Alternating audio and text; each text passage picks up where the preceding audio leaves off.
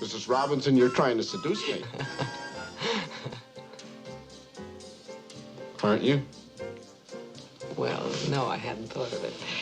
I feel very flattered. Mrs. Robinson, will you forgive me for what I just said? It's nothing to be ashamed of. Wait a minute. On your first time. Who said it was my first time? Wait a minute. Inadequate. I mean, just because you happen to be inadequate in one way. Inadequate? Well, I guess I can. Don't move.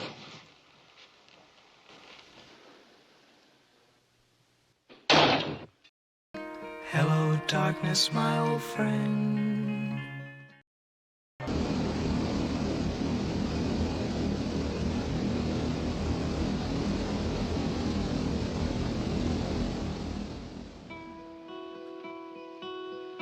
Hello, darkness, my old friend.